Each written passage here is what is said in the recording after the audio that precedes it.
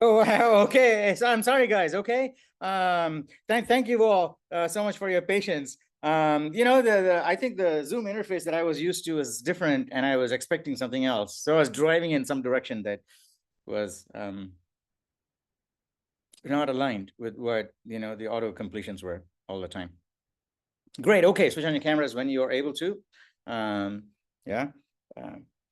Okay, all right. We want to wait for more people to join, but in the meantime, I'm pretty sure Enzo is going to be here. I think I saw a message saying he'll either be late or he's going to be here, and more people are going to join too. I'm pretty sure Varsha and Asmita will be joining us. So we'll just stick around. Okay. Until then, if you guys have any questions, should feel free to ask. And other than that, for today's class, I actually didn't have any content plan, in the sense that I didn't want to introduce any new stuff. So we should just basically use today as an opportunity to go over any of the concepts in the syllabus. Okay, anything from day one, from data representation onwards. I think some of you are doing have an opportunity to revisit your data representation concepts and the quiz, which is well worth it now, because you'll actually see, having done like a quarter's worth of C++, you'll actually now come to appreciate what you actually did learn in data representation, which was more theoretical at that point. Yeah, bits, bytes, and all these things. You've actually put them into use and see how they work. So they're all very useful. So I'm happy to see the progress all along. That's the plan today. We'll just review everything. Maybe we'll jump into the code that was shared most recently. I think maybe it was it Byron's or someone else? We'll either go through that or go do one of the games that Enzo suggested. But the only thing that I thought was, the thing that appealed to me, and one of the things that Enzo posted I actually liked was, try and estimate how much, press enter after exactly 5 seconds or 7 seconds or 9 seconds or whatever that limit is, changes on the level. I thought it was really cool. And, it is along the lines of what we've done before. However, I thought that would be more of a project we should have done in class before we got into classes, because it doesn't have classes and so on. So we should differ to someone else who wants to say, well, let's do some practice with something that involves classes. Maybe we'll just do a node and create a ring. Okay, create a ring, something like that. That's fine too. I can walk you through the code, or someone else can walk you through the code, and I can turn around. Yeah, all of that is totally free. Okay, so that's basically all I had to say. Now I'm available. If you had any questions at all about any of these things, I'm happy to answer them. Okay. What time is it now? 6:07. Yeah, well, let's say we start at 6:10. Okay. And I think what we can do is basically start looking at Byron's code, or whatever it is, the code that we. Who was coding last class? Was it Asmita? Hey, who was coding last class? Aiden. But I think he shared it on the Reddit. Okay. Yeah, that link was shared on the Reddit. Yeah. I have Okay. to double check. It's on Reddit, I think. I'm pretty sure. And then Zach, you wanted to code today, or did you say, or did you just recently code? I mean, I coded like last week, but I can do it Yeah, you again. can code again if you want. I can Unless code someone else also. wants to. Mir, you want to? Yes, sir. Yeah, okay, Mir. Great. Fantastic. Yeah, go for it. Okay, so Mir is going to code, and we'll just pick up this code from Byron, and we'll go over it, maybe play a couple of rounds, introduce new variations. But basically, we want to go through it section by section again, make sure we understand everything. We actually do have a class in there, don't we? Yeah, I think we have a node struct. It's not a class. It's a struct, isn't it? Yeah, but even though it's a struct, we have a constructor and everything for it. So it's pretty much a class. So one thing you can try and do is, when you have it, change the struct into a class with everything public. Okay, and you don't have a private section at all. Or you can make it a private section with, next is only private, and you have to access it using, get next or something like that. You can play with those things to turn that into a proper class. That's good practice. But I'm thinking that I shouldn't interfere so much. So what could happen now is I could turn it over to you, and I could turn the laptop around as usual. Yeah. And then, Zach is going to share the screen, and he's going to be our, no, Mirror is going to be our typist. And then he'll scroll up and down over the code. I don't know, was it Mirror or Byron who shared the latest version of that code? One of you. Last week it was me, or Tuesday was me.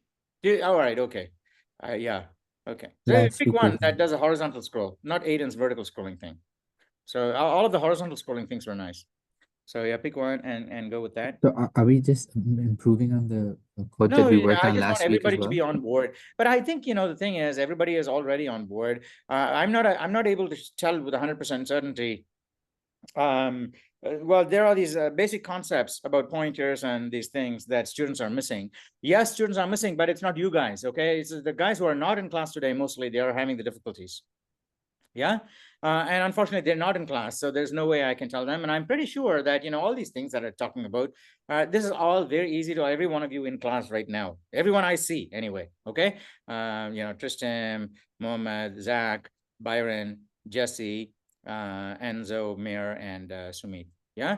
But Jesse, I think you need a little bit more practice, but you're almost there too. Almost. Yeah. Yeah. Okay. So, and also, a couple of people who are not here today, I think they could also do it, manage. But the people who are, habitually absent, because our class strength is like, what, 29 or something like that. Most people are just not there. And also not making huge progress on the quests. So those are the people that need to be more careful and worry about. Okay. So if you want, we can just target the lecture directly to you guys if you want to do something advanced. That is, not advanced meaning it's still got to be CS2A. I think someone posted, maybe Sumit posted or something about, do a neural net using C++. Someone posted something, right? Or maybe in 2B. Oh, Gabriel from CS2B. But yeah, but I posted something. Yeah, here's a neural net you can implement just using C++, and it's CS2B level. In fact, you use all the skills in CS2A. So you can actually watch that video. Go to the CS2B green subreddit. And I think Gabriel just posted it like an hour or a couple of hours ago. It's first top most post, most new post. Okay. And I think he posted a link to either a YouTube video or a toolkit or a tutorial or something like that, which lets you build your own neural net using C++. So, but I don't know which particular neural net architecture it is and whether it's got reinforcement learning built into it and how to, if it's just plain gradient descent, just with gradient descent, you can do a lot. Okay. Just, brain dead gradient descent, it's actually worth doing. Just to get, 3 by 3, 5, 3. I think that is enough, right? Because that's what I remember doing during my grad days. 3 units, 5 hidden, and then 3 output or something like that. No, 3, 5, and 10 output. Yeah. Or something, yeah, I mean, it's something like that. Very simple architecture. Writing it in C++ and just doing gradient descent to determine if a hand-drawn digit is which number it is. Basically doing OCR. Yeah, instead of saying that's 0, 1, 2, 3. So you only have 9 symbols. So you just basically have to have lots and lots of bitmaps. He has lots of friend TAs to draw lots of 0s, 1, 2, 3s, and scan them all, create files, and you label them. You're saying, oh, that's a 0, that's a 1, and you by hand, and then you feed them into your net. And all of that you can just do with C++, less than 500 lines of code or something like that. Okay. So I remember doing that in my grad studentship days. You should also absolutely try and do that. But I think it'll be a whole lot easier now because I think I haven't seen the video. I'm pretty sure if you click on the video or the toolkit that Gabriel has shared, that's all up to date and uses all the latest things that would basically just give you everything in a concentrated capsule. So I totally encourage you, especially since it's the last class. Yes, after that it's the final, and then you got a whole week, which you could totally waste by going to the beach. Yeah. Okay. So don't do that because the beach is always there to stay, even when you're 99 years old. All right. But this is a unique opportunity. So just use that to sink your teeth into all these really cool things that you can actually look back upon and say, wow, that is so cool. And I'm so happy that I did that because, I can actually see a difference. Saying, oh, if I hadn't done that, this is what I would be. And, I've done that and this is where I am. I can see the difference. And because it's a concentrated period of 7 days or 15 days, when you didn't do something, I always used to say that, Super Bowl is really cool for me because everybody else is watching Super Bowl. I can, do some hard work and get ahead in life because, I wasn't interested in Super Bowl. So I just look forward to it every time because, it's a joke. But like that, you can say that, this time when I could actually, as a young kid like you guys, say, I have so many opportunities to basically fritter it away. Because you have, these things right there in front of you. And you can say, it's 2 weeks of my life. Can I give it away? Or instead, can I try something that actually requires 2 weeks of investment during which I won't see any difference in my abilities. But on the 12th day, I'll see a solid jump. because you aren't familiar enough with the micro jumps yet to be able to see it when it happens. So you may say nothing happened. I tried it for 5 days and nothing happened. I'm going to give up this diet. Okay, but on the other hand, you can say, well, you know what? I'm going to stick it out because the 10 days I actually promised my prof. Okay, so he's going to be looking over me on my questing and all these things. So I'm going to give it to him. So for the 10 days, I'm not going to go to the beach, or I'm going to turn down all my social invites. I'm going to just do this. Okay, and then and also that way you'll actually zone in and focus just on the essential bits. And also you'll get the opportunity to really marvel at some of these really hard things. Okay, they always say, and also yeah, if you follow, if you try to, if you follow the advice of mediocre people, the best you can try to be is mediocre, because that's the maximum level of the advice. But if you follow the advice of extraordinary people, you'll actually get a chance to be extraordinary. And the most extraordinary person you know is yourself, right? Nobody knows you as well as you do. Right? So that will actually give you a way to basically withdraw and say, well, you know what? I only have my own self, and I'm just going to focus it 100% on computer science, not necessarily to CS2B. Okay. And also I discourage all these other problems out there because they're not guided. Okay. They won't actually lead you through the path. They'll give you lots and lots of similar kinds of things you solve. And as a student, you won't know how good each one of these is, progressive each one of these is. So take a guided path and just follow it.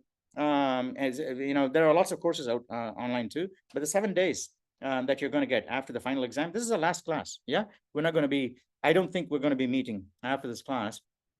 So this should really be my parting advice to you, saying, yeah, this is what I'm going to do. I'm not going to waste these 7 days, and I will actually see. I'm going to test it. All right. So of all of the spring breaks I get, this one I'm going to give to my prof, because he taught me so many really cool things in C++.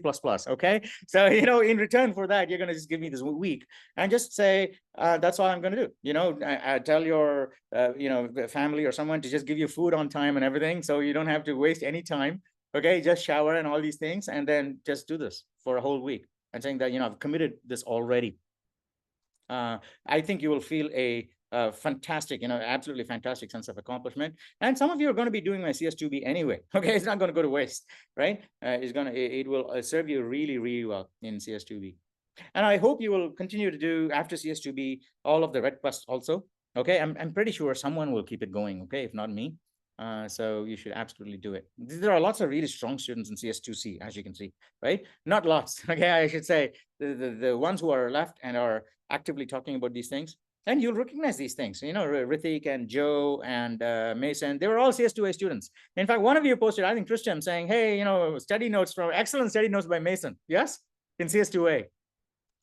He did CS2A and CS2B, and he's now doing CS2C, and he's still active on the red quest. You can talk to him too, direct message him, or you can just talk to him on the forum too, and he's happy to answer these things. But why I bring that up is he's a really strong student. He actually knows his stuff, and he could explain these things bit by bit all the way, from stuff that I've talked to him about.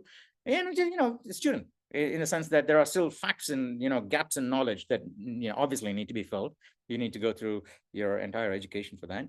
But in terms of drawing the right conclusions from the available data, there's nothing I can see that is CS wise incorrect in that at all. Critically thought out arguments and what matters and what not. And all of the students and the people who survive in CS2C, you'll see that's what you'll see. Right? You look at the Reddit discussions. That's what you see. They're not actually talking about assignments at all. I was actually pleased to see this yesterday. They're not talking about specific assignments at all. They're talking about complexities and how different things will affect complexities and all these things in a way that real computer scientists talk. Okay, so that's what I want to see in all of my 2A students right now. It's basically you, plus the the guys who are not here today. Hopefully they'll at least watch the video. Okay, so I'm very pleased with all the progress we've made. So I'm happy to turn it over to you guys. Thank you all for your patience and everything, right? And I'm here. I'm just going to be behind the screen. Right? I'm on the other side. I'm just going to turn the laptop around. If you want me to come around and talk again, I will, about other things, or, you want to be guided through a specific project. Or you can all say, what the hell I know about classes. I just want to implement Enzo's game, memory game, duration game. I think that's a really fun thing. Okay. If you guys develop that and, share a version of that with, Byron's special effects and, color coding and everything. Well, Byron's not here, but someone should tell him. Okay. The thing that Mir did all these things together with this new kind of game. And and Rafael is not here, unfortunately. So I'm pretty sure he'd love to do it a Linux version if he can find the time. He's always so busy. Yes. So Rafael could make a Linux. All of these things that we played around, all these games we played, they could literally be a Git of Unix handy bin games, okay, and a directory of all of the games. There are 10 of those, okay, Meanie and all these things. Yeah, they all have nice names too. And use the ANSI effects and colors and everything that Byron did. Maybe use a library, create a library that'll give you good practice of doing something that is going to be useful for everybody.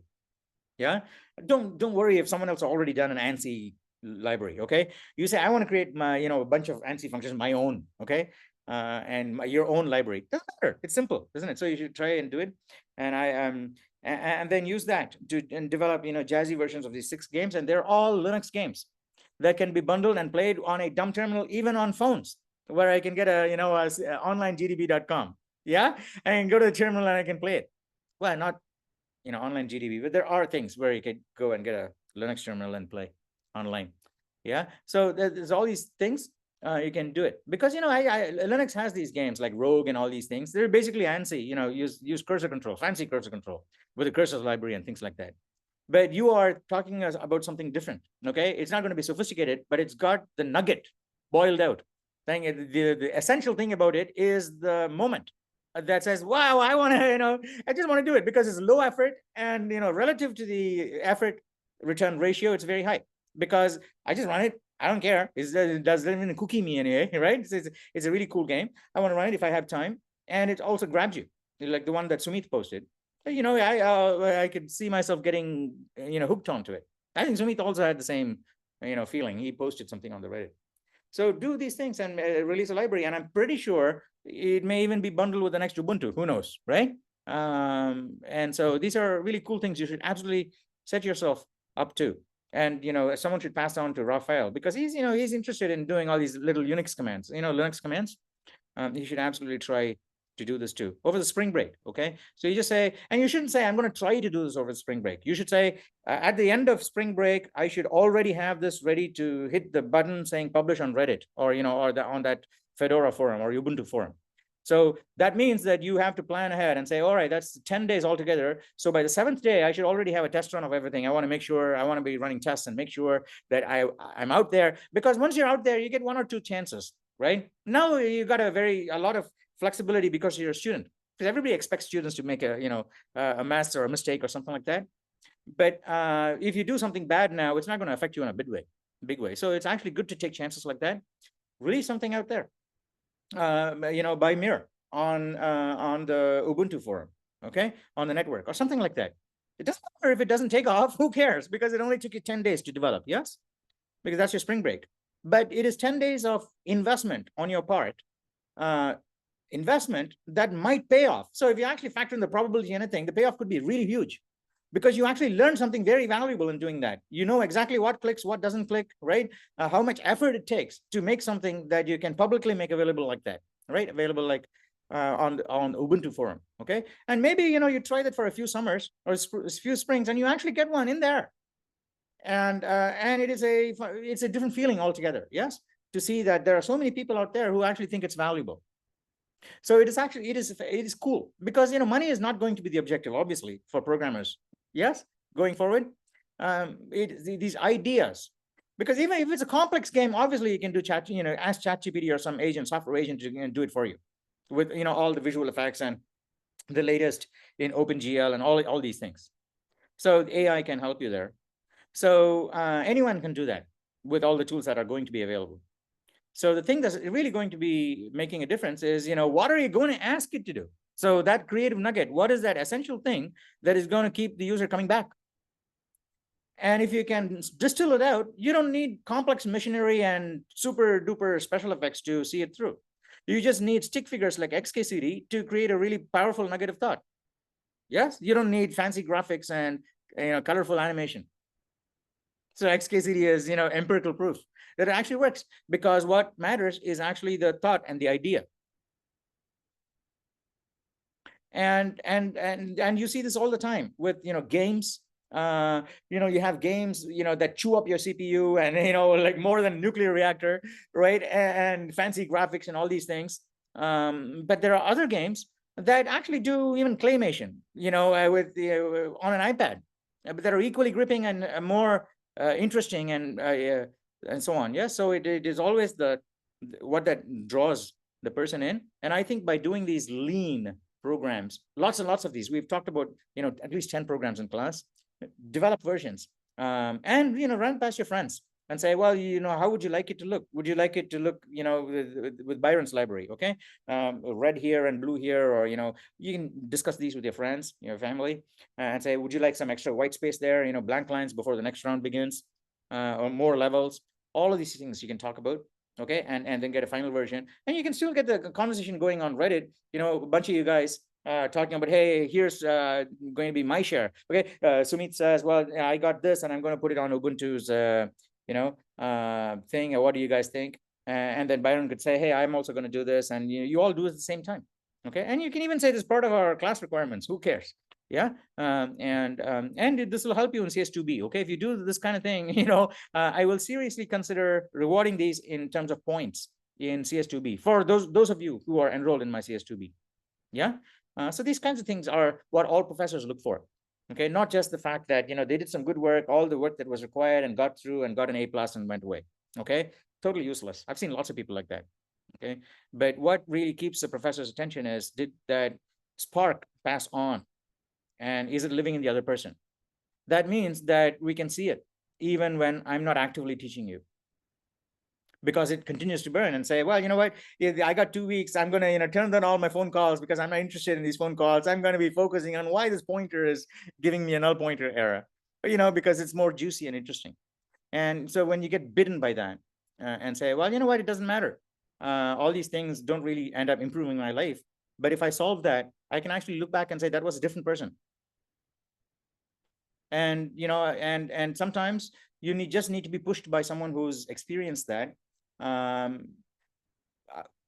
Pushed meaning when you're too young, you are unable to see the micro improvements or the micro changes that happen.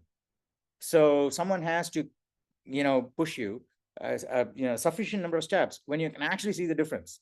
Once you can see the difference, then you can divide it up into 10 days. Okay, that's or whatever it is. I don't know.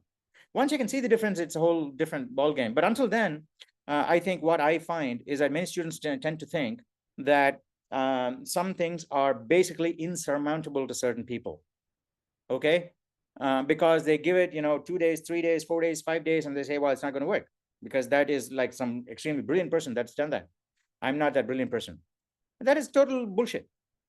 Okay, that just means that they haven't spent enough time to get to the place where they can look back and say, well, that was a different person in sense of, I actually feel that packet of knowledge. Okay, like a quantum, well, it's not even a quantum, right? Because you can subdivide it more, but you can actually see that perceivable difference. So I would like all of you to keep on persevering. Okay, persevere through the holidays, and be super duper careful and it's all the more important now. And I realized, well, the other thing I realized when I was reflecting on all of these things, when I was a kid, okay, when I was a kid, not even as old as you guys, okay, much younger, we actually had nothing to do many times. Okay, absolutely nothing. The only thing you could do is just sit down, okay, and watch the shadows of the window bars or something like that. Okay, that's all you could do. And we used to do that hours on end while we got trained to do that. And I think that's actually very useful. Initially you think, well, that's the only way I can pass time, especially as a young kid. So that's, but I think it's actually a useful skill. I don't know how we got started talking about that. Yeah, I don't know how we got started talking about that. Sorry. Okay.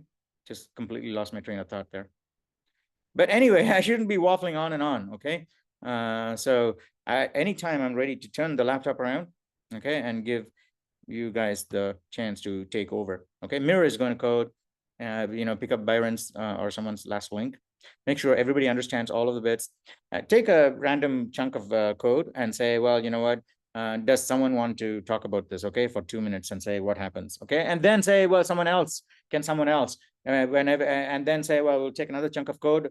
Is everybody happy with that? Okay. Does anybody want to explain? I want everybody to explain all the different chunks of code, including the class. Okay. And the struct node, change it into a class where everything is public. Okay. And add all the necessary getters and setters or whatever it is. And try and make it all more streamlined. And then after it's done, I'd like at least 3 or 4 of you to take turns in explaining it in your own words. Okay. It doesn't matter. It has to be exactly your own words. You can talk, let's say Jesse already explained it, and then Byron goes after Jesse, and maybe he hasn't started his own words yet. He could just start with whatever Jesse did, and then like an essay. You start with words, and then and then you start branching off into your own, right? So I'd like everybody to have a chance to just explain all different parts of the code.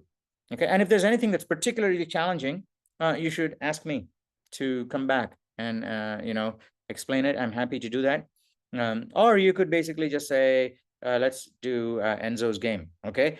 Screw it, because everybody knows about classes. Everybody knows about these things, right? Let's just do Enzo's game. It's a whole lot better than listening to the prof, ramble on and on. So I'm actually very keen to see that. Okay, game.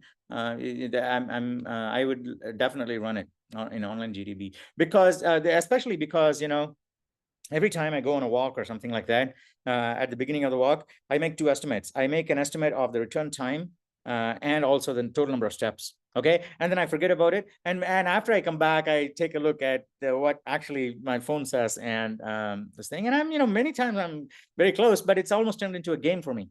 And I've been doing that for 2 years at least. Okay. But it's become a game for me. Because now anytime even if I go to Trader Joe's, I basically turn it into a game. So, when I come back, this is a number of steps and this the return time and so on. So it's kind of cool. And that Enzo brought that up, because I think this is a bug that is latent in everybody. So you can actually leverage that and come up with this idea and say, let's do a C++ program. Yeah. In fact, that's all that's necessary, I think. Once you have the core idea and a game around it in 100 lines of C++, that's better than writing a better, a huge prompt to C++, to online, chat GPT or the AI system saying, well, write a software program that does this. No, once you have the nugget coded up and it works, and whether it works or not, doesn't matter. Right. But you got it coded up. You can actually give it to the system and say, now I'd like to put bells and whistles around this. This is the core. Right. Now turn it into a jazzy little game. Okay.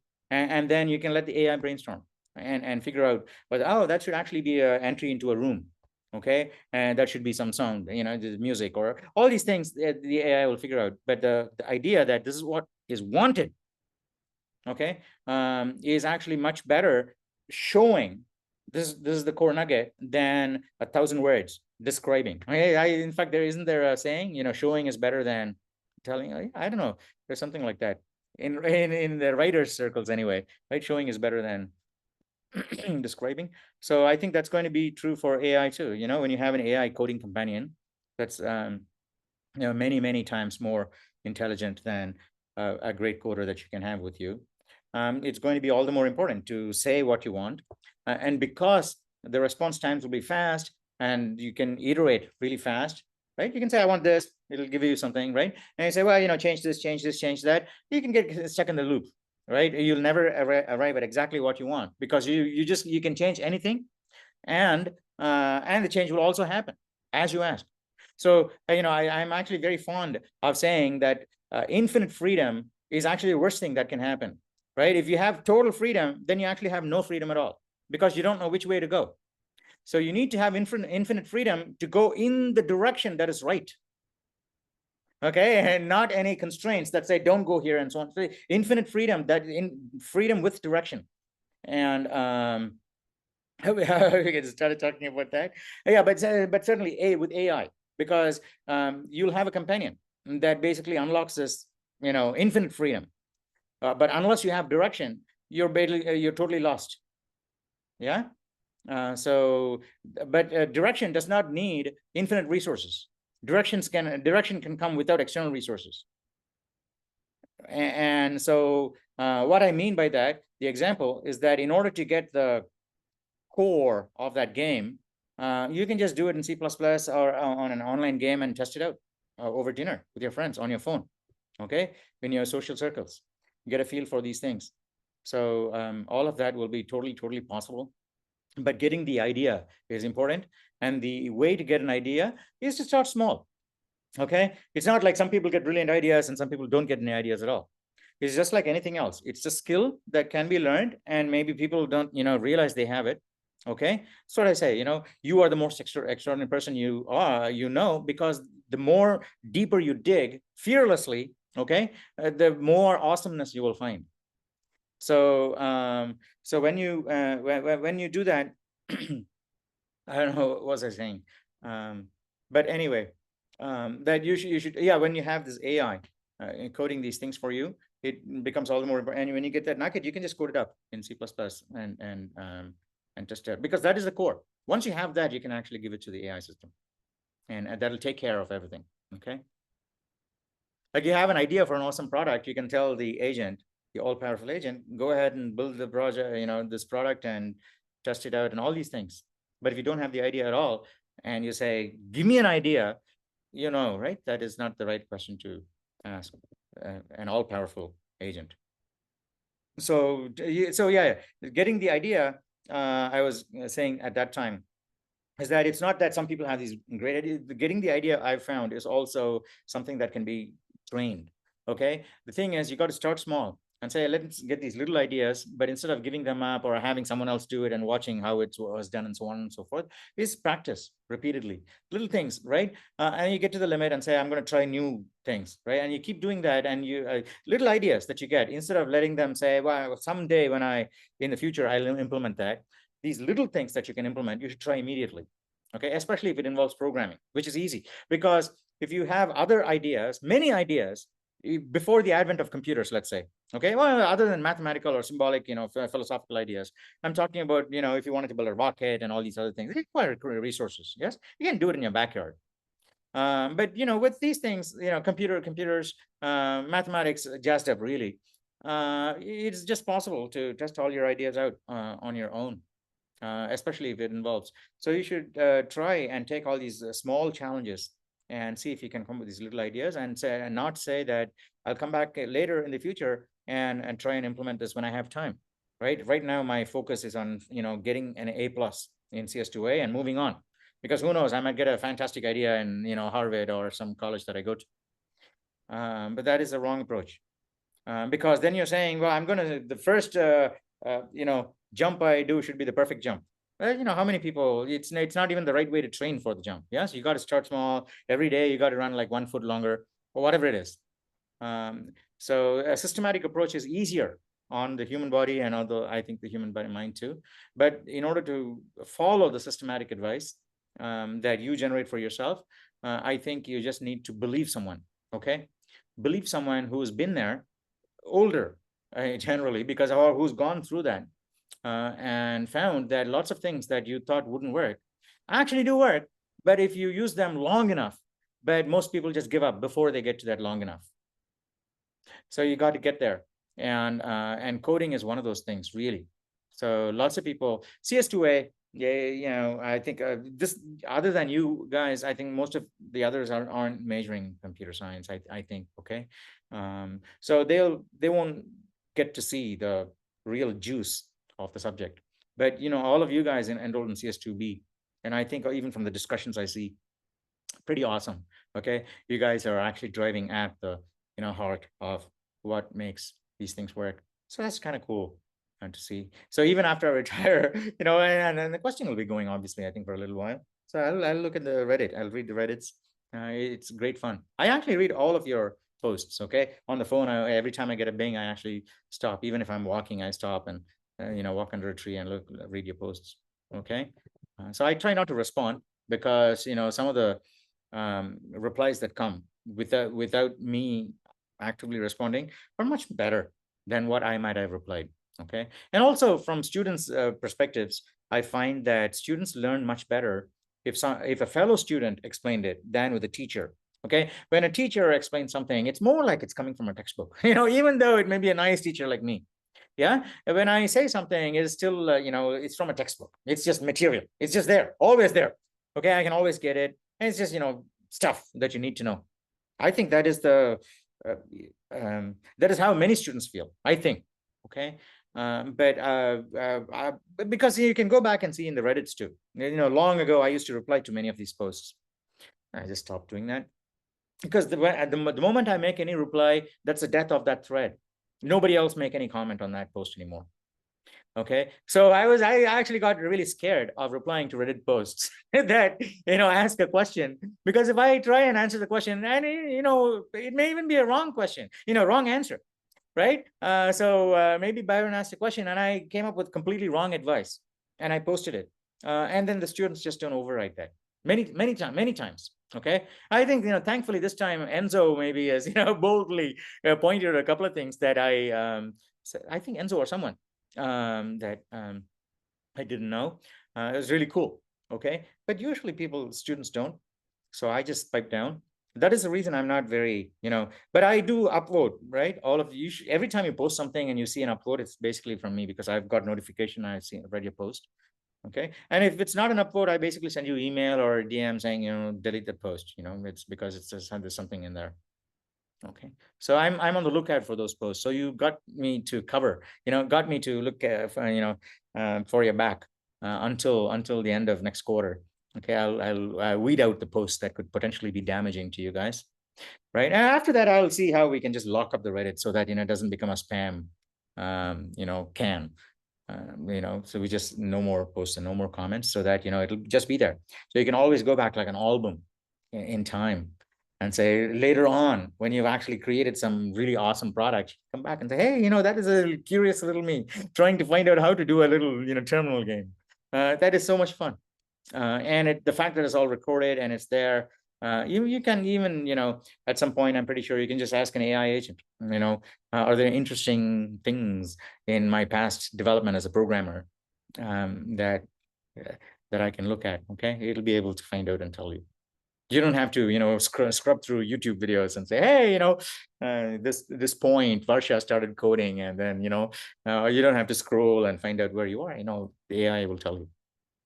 So all of that is really cool. I'm very happy. Okay, I'm very happy that chances are I'm retiring at the end of next quarter, but I don't even know how education is going to be in a couple of years, couple of months. Maybe at the end of 2025, education. AI agents will be so much better than any prof. Okay, any prof in any college. And everyone will get a personalized tutor. I don't know how these things are going to work out. And these certificates are going to be totally useless. I mean, nobody gives a shit about whether someone tells you that this guy is a great coder. Who cares? Okay, because you can always get a cheap off-the-shelf agent that can always be a good professional coder for you anytime.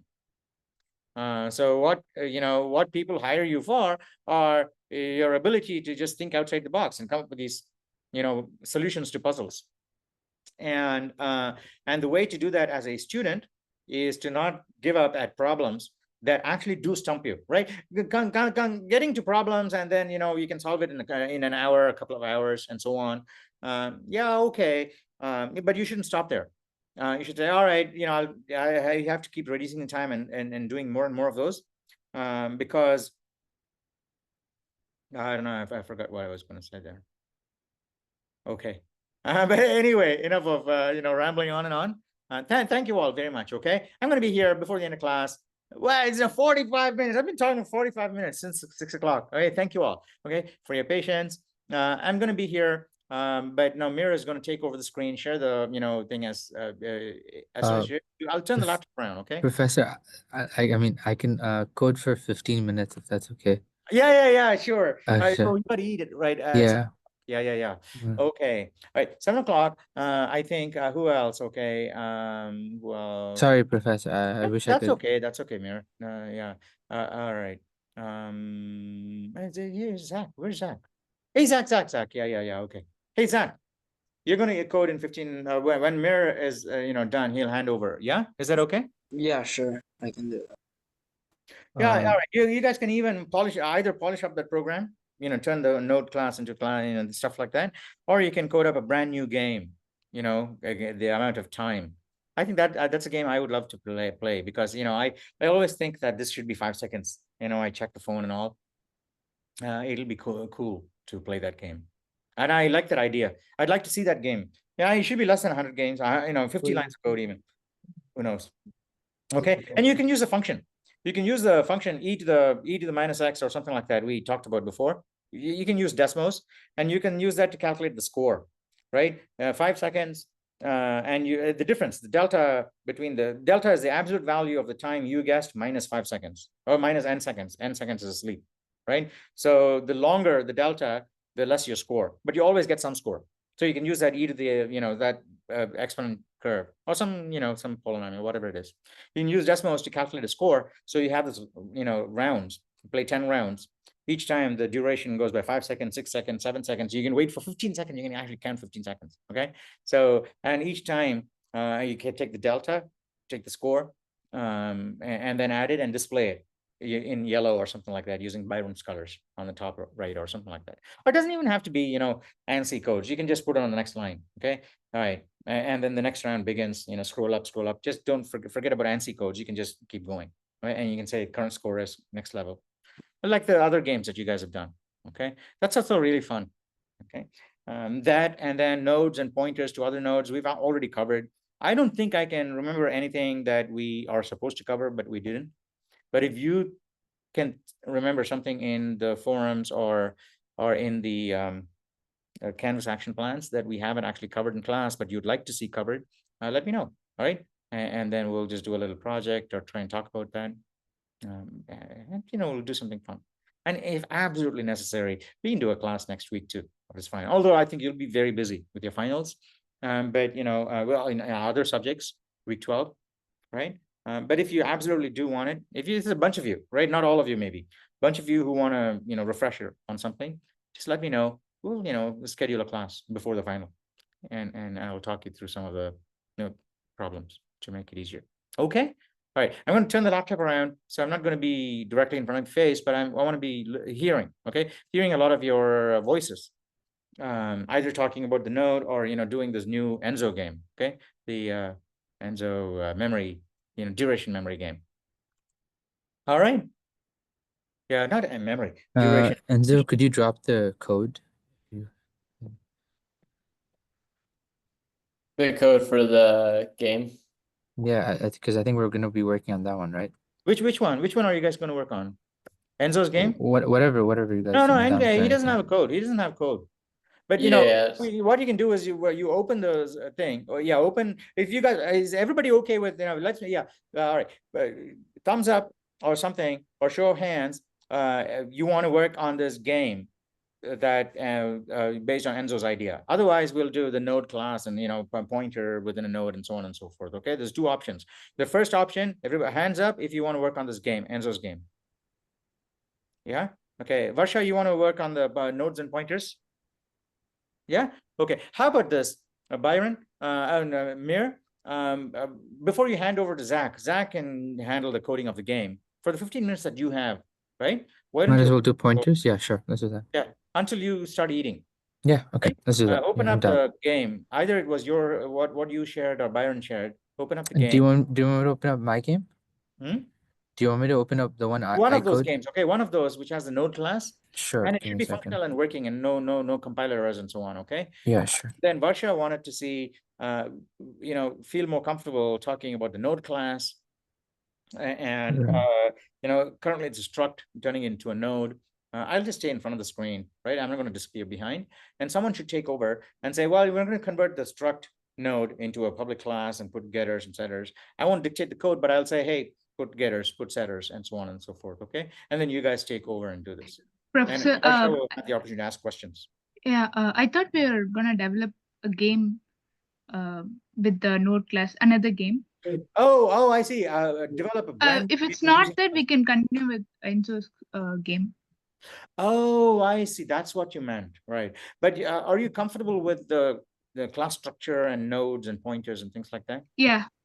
Oh, then okay, right. I thought that's what you wanted more practice on. That's why I said we'll do this.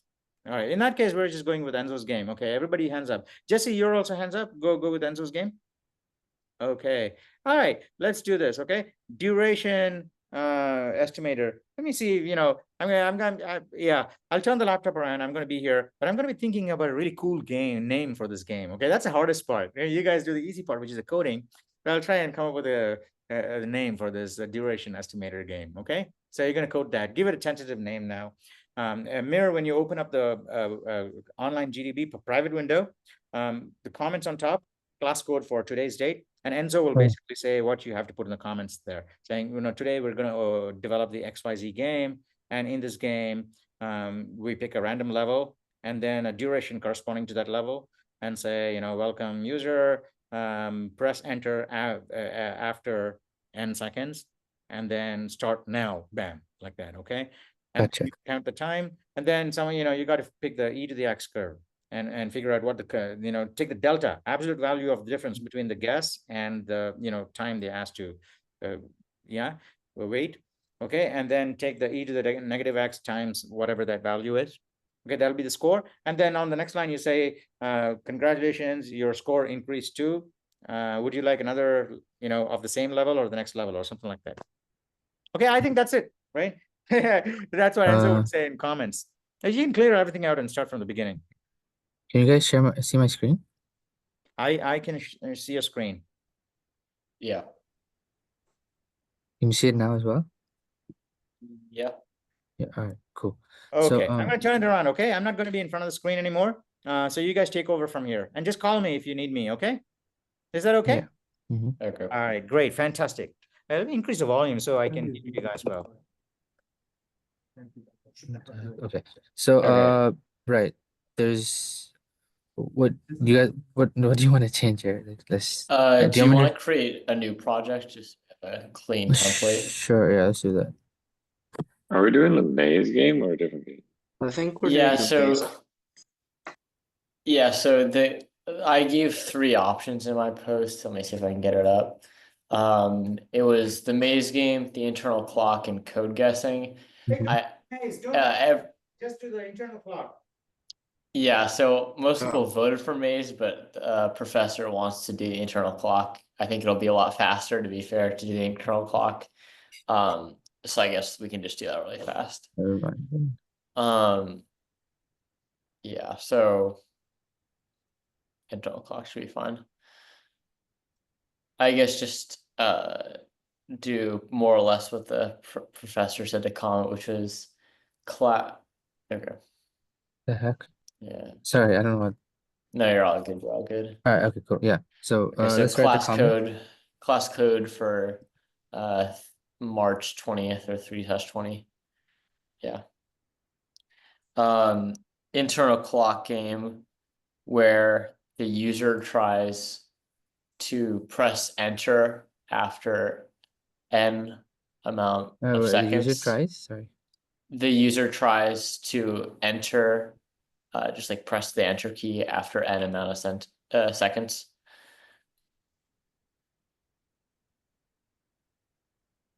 Yeah. And then each level n gets longer.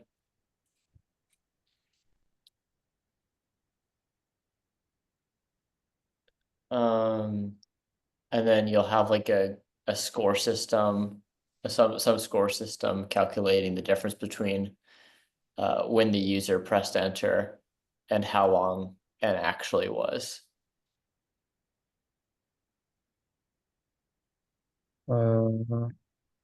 Like how late or how early? I mean, it could be either. They could be late or early, so just like the difference. Yeah.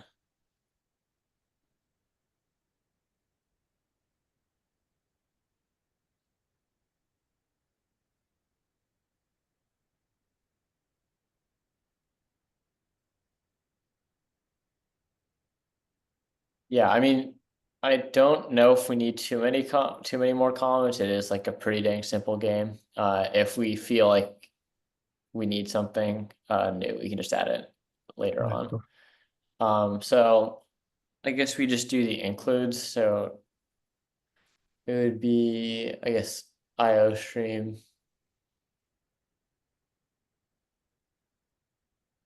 I believe it's hash include. Oh, sorry. Yeah, later. Where did it go? Sorry, this laptop's kind of messy. I hash include IO stream. Or yeah, the angle brackets around IO stream.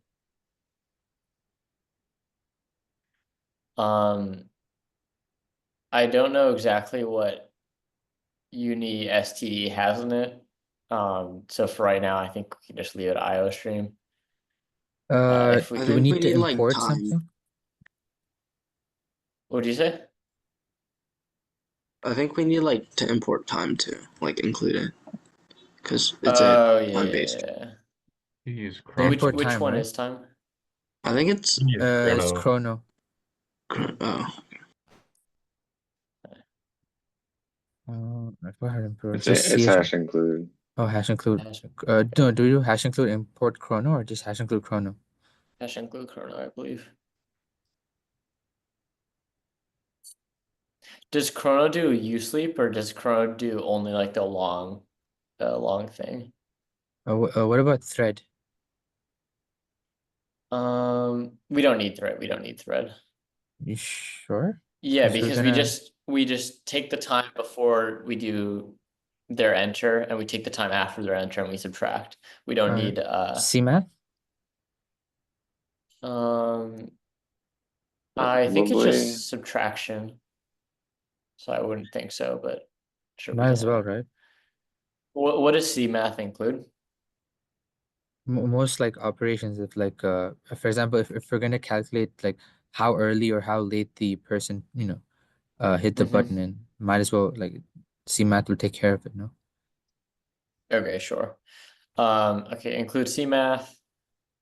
Okay, I guess we can just get coding. So I guess for right Using namespace. now, oh yeah, using namespace STD, my fault. Okay, so just STD.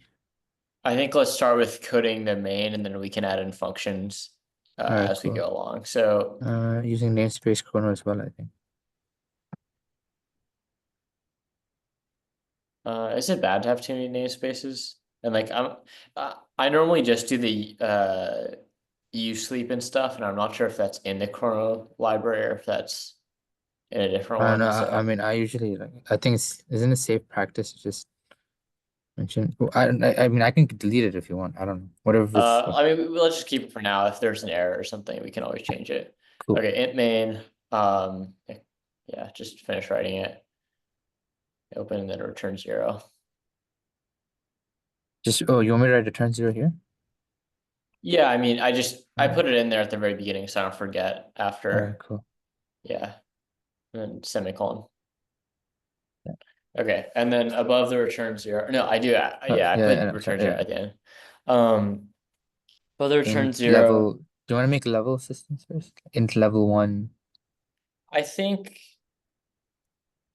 for just getting a working game, let's not have the level system right now. Let's just do the very basic, like after.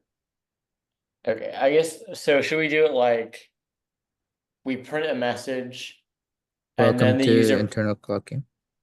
Okay, yeah, I guess welcome to the internal clock game. Okay. When you're so yeah, do C out.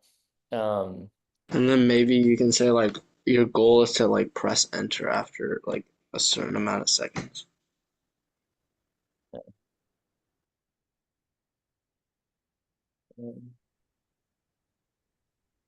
Okay, maybe welcome to the internal clock game, comma. Do you want to make it like a different line? Okay, yeah, sure. Okay, and L and the next line. Sorry. Okay, so you're Try. just say Try your to press goal. enter after exactly n seconds. Yeah, sure. Try to press enter after exactly n seconds.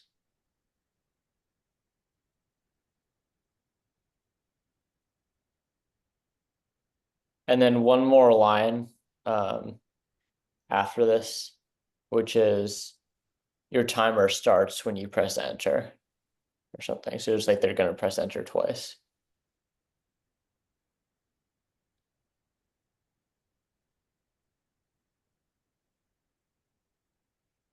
Okay. That's it, right? Yeah, end all. And then it would be, I think it would just be Now like, we do a loop, like while, keep playing. well, I mean, technically we would have probably the loop like Oh, so after the yes, welcome to internal clock game. but do you want to like do you want to keep a boolean on versus like we'll have like a keep playing boolean that's equal to true and it turns on. Yeah, maybe what we do is, yeah, so go between lines 14 and 15. Okay. Between lines? This one? Yeah, press, yeah, enter there. And then say, I guess like while, Wow. I guess lowercase if you Oh, can, sorry. while parentheses, and then, I don't know, just do like game running. We can probably get a better name later. Game underscore running. Yeah, running. So while that's true, and then curly braces. Yeah, I mean, you can write it out. Just put a space in between the equals on both sides, and then delete the semicolon. Sorry. Yeah, and then have the curly braces on the end of the line, and then enter. And put the cout statements. Oh, these ones? Yeah, put them inside of the while statement. And then instead of n seconds, do the insertion operator, like the left shift. Here we go. This one Let's see. doesn't work. You have to end the Do- quotations first. Yeah, okay, and the quotations. Yeah, there, and then have Yeah. a space before you end the quotations. Sure. Okay. After exactly and before the quotation ends, have a space. Yeah, there's a space. Before the quotation, after Oh. exactly, like in between the quotation. Yeah, there. Yeah, perfect. And then have the insertion operator, the left shift thing. It's not working for some reason. Like the arrows. You see the greater Yeah. than signs? Yeah, Like those yeah. ones. There, okay. Yeah, there. And then space do n. And then do the left arrows again. Other way. Yeah. And then space in between. Perfect. Okay. Okay, your time of charging press. Okay. Should be working right now. So for the syntax for CIN, do you need to have a variable that it puts it into? Or can you just have CIN with nothing, just like CIN open curly braces or parentheses? Variable, I think. What'd I you don't think say? you are you saying you want to like sorry, go on. Yeah, I mean, if we just need the user to press enter, do we need to put a CIN into anything, or can it just be CIN on its own? No, it's just CIN. Like you're saying, if we have to define CIN.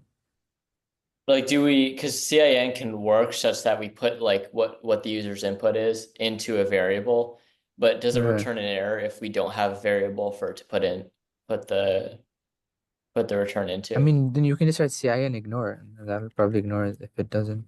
Okay, sure.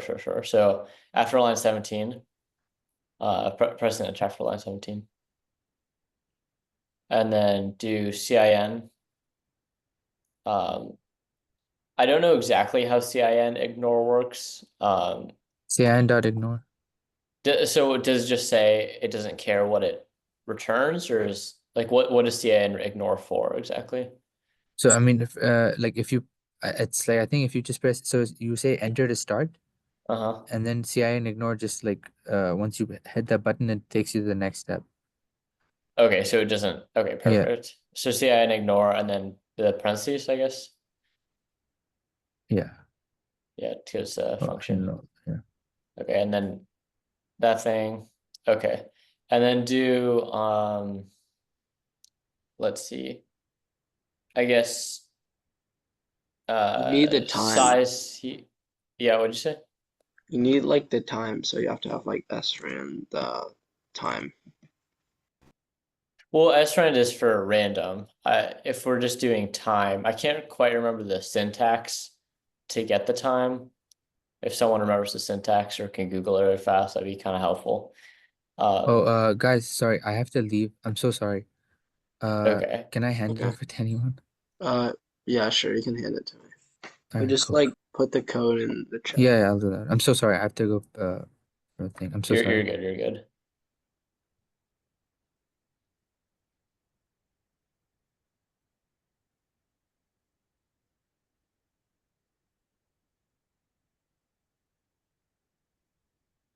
Yeah, I just sent it in chat. Yeah, I think the time thing is just time parentheses no pointer. And I think when we did it in the past, we did chrono, and then it's like Yeah, high that too. resolution clock or something like that. I can once we do that, I can dictate it. Yeah. How about that? I'll make it easier. Yeah. What are we using the sin ignore for?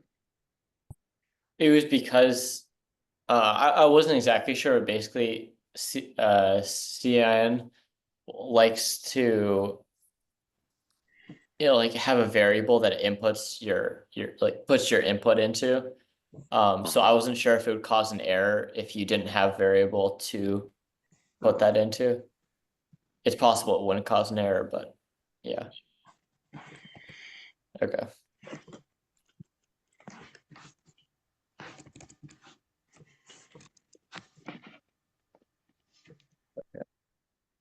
You can see my Perfect. screen. Yeah, we can see your screen. We should have like a boolean for like a game running, right? Yeah. Cool.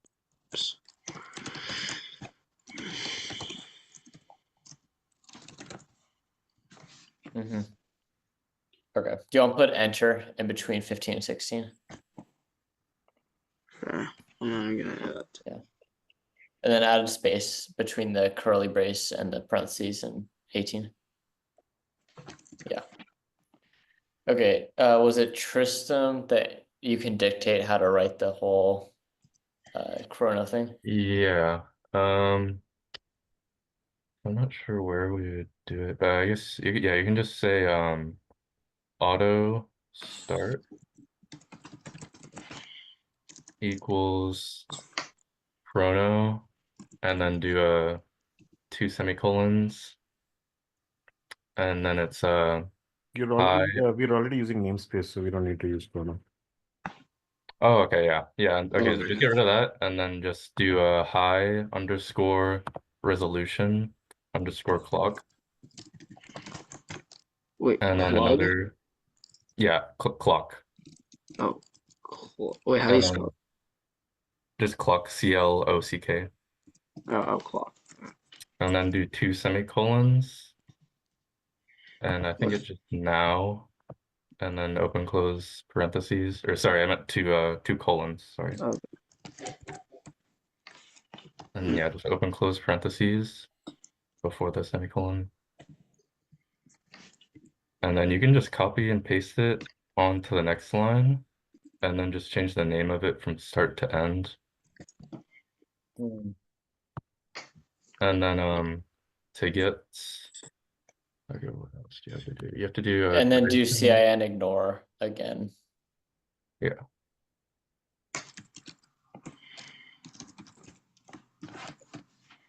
Yeah, and then for some reason calculating the actual elapsed time is also kind of weird. So on here, go to line 27 or the end of line 27 and do a new line. And then I think it's duration. Actually, let me check. Yeah, ChatGPT Okay, is yeah. saying duration double. Yeah, duration like, double. in Yeah, in arrow arrow brackets. brackets, yeah. Yeah, the arrows. well, like And that? then yeah, you can just say elapsed Yeah. Okay. equals end minus start. What? Yeah.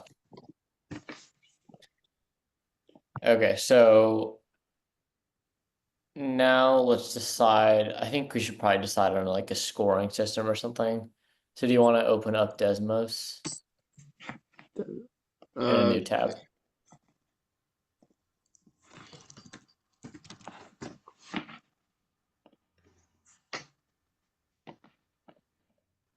What was the scoring system we used in like every other game?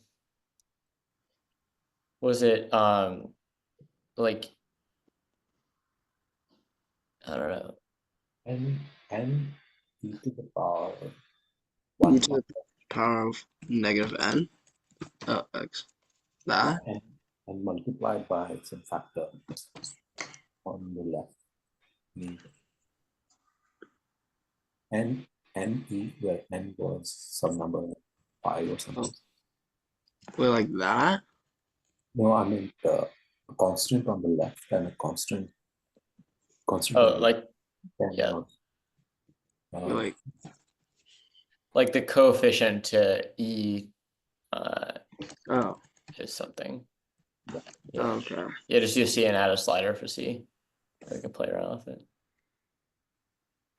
I don't know how to make it in a slider from here. Try put. Just delete it. Okay. There. Perfect. And then I think we also had something. Was it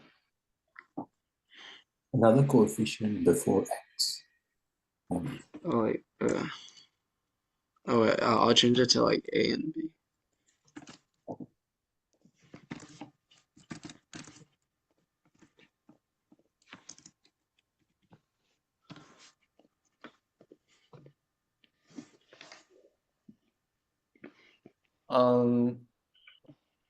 Okay, so basically what the X is representing is how far away how far away by time you are. So like 2 would be 2 seconds.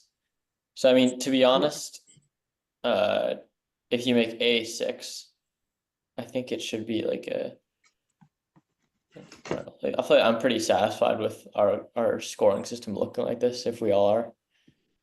So it's like 2 seconds away, so that means you have a 4-second like area, and if you get it within that 4 seconds, you get like 1.5 points or something. Okay. So let me try to remember the numbers.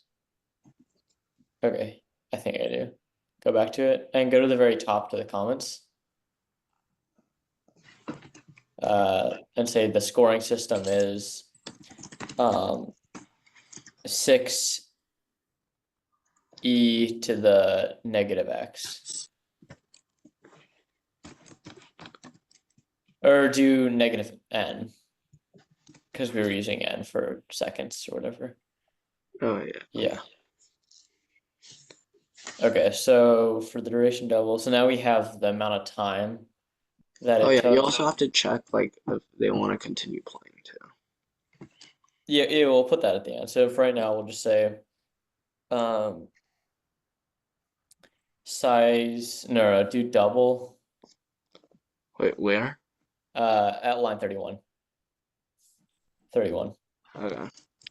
Yeah, do double, because we're gonna have to deal with decimals. Oh, yeah. So double, and then put in the formula, double, okay, so double score equals, and then put in the formula, and then instead of n, do elapsed.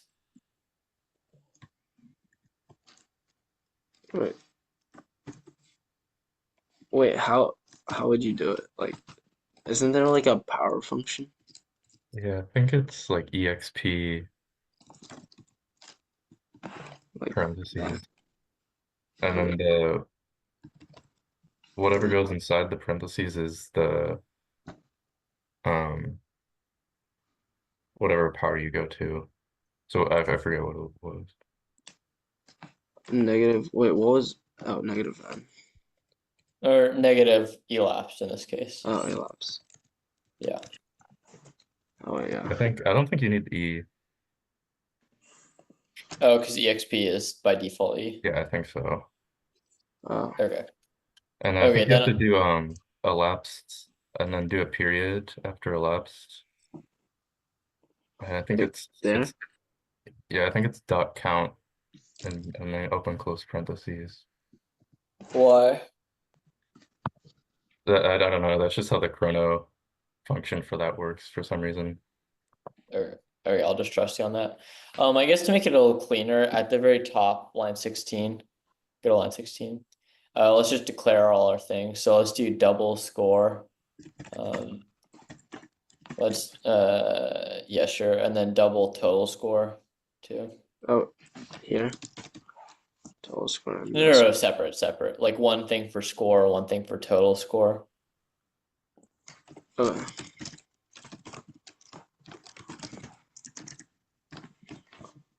And then Yeah, I think that should be one remove thing. this, right? Yeah. Yeah, and then you do total score plus equals score. Okay, so that gets all that stuff. And yeah, do you want to keep playing? Shoot. I gotta charge my laptop. Okay.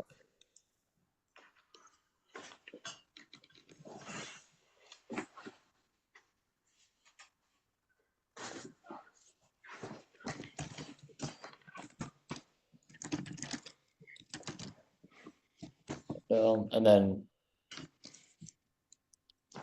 I guess do I guess it'd be like CIN into like an actual input. Like go to this 17 and then press enter after it. Maybe do like string user input. Oh wait. Input? Yeah, sure. Okay. Yeah, and then do I guess to make it easier to do CIN versus get line. Yes, CIN input, and then Oh wait, I should make it like Y and N, right? So it's easier. yeah, just so it makes it easier. Do Y/N versus Y comma, Yeah. I think. Okay, then if I guess you can probably do a ternary operator, which is you don't need an if statement for this. So I think the syntax for that be parentheses input equals the character in all inside parentheses. Yeah, so input character Y, and then we can do like character. Oh yeah, you're right. Character Y, and then close parentheses, space, question mark, space. I think so. If it's yes, then it'd be game running equals true. And then no semicolon. Do space colon, and then game running equals false. Okay, and then semicolon. And then one more thing we need is line 36, press enter. And then write an if statement. If scores less than or equal to 0, or like less than 0. I mean, it never gets past 0 because it's an asymptote of 0. So go to Desmos and we can pick a point. So less than, do you just want to do like 0.5 or something? Sure. That would be about 3 seconds or something. Oh dang. Go to where 3 seconds is. Do like 0.3 or something. Make it easy. So scores less than 0.3. Then I guess break.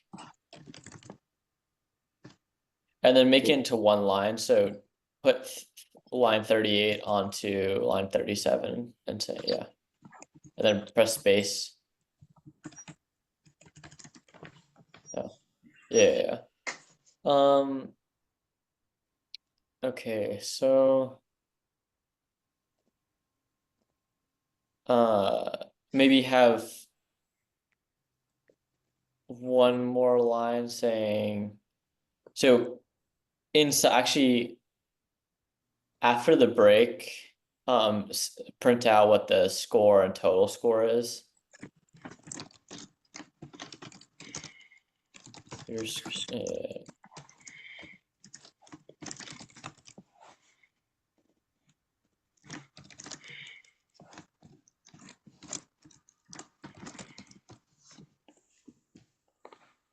Wait, score. why would you break if score is less than 0.3? Because it basically means that they like score too poorly. You know, it's like you don't want a player who scores too bad to like keep on going. Okay. Does that make sense? Yeah. Do we want to tell them how many seconds they took them? Oh, that's probably fair. Okay, so yeah, you can say your total score is, and then say your score is, and then say how many seconds it took them. That's a good point, Byron.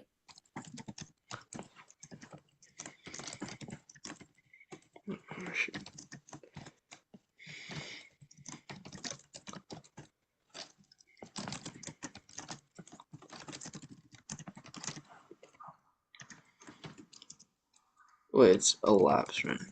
Dot count. Oh yeah. Yeah. Yeah, I didn't know that either until Tristan pointed out. Dot count and then seconds to answer. Or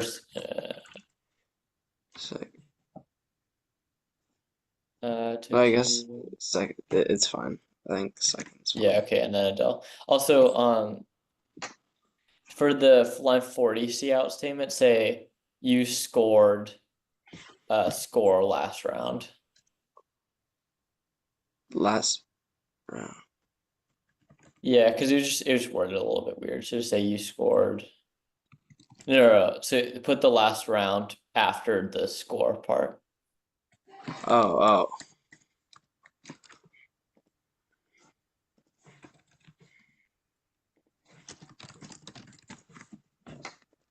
Okay.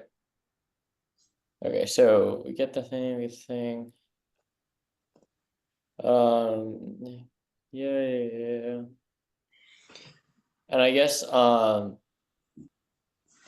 after the whole while statement, say see out, thanks for playing.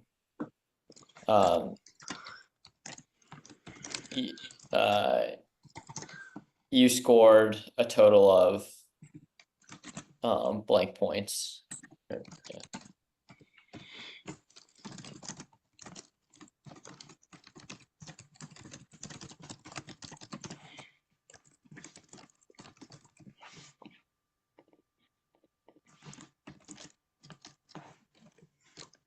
Really, if the score is less than 0.3, should we maybe give like a message that said they like weren't close enough or something?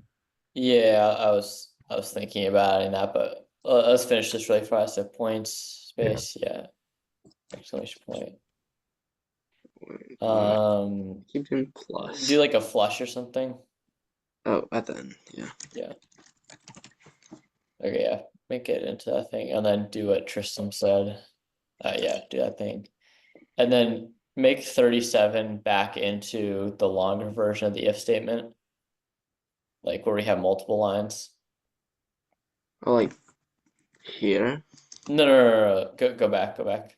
I meant make it into multiple lines because we're gonna put a see out statement in there saying why it broke. Okay. Yeah. Yeah.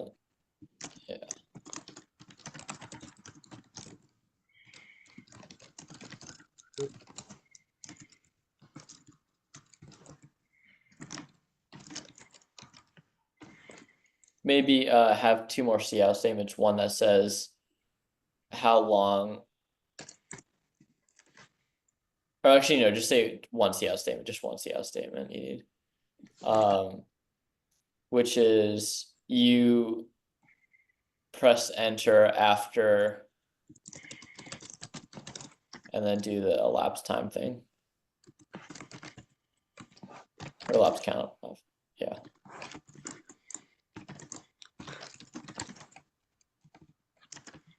Yeah.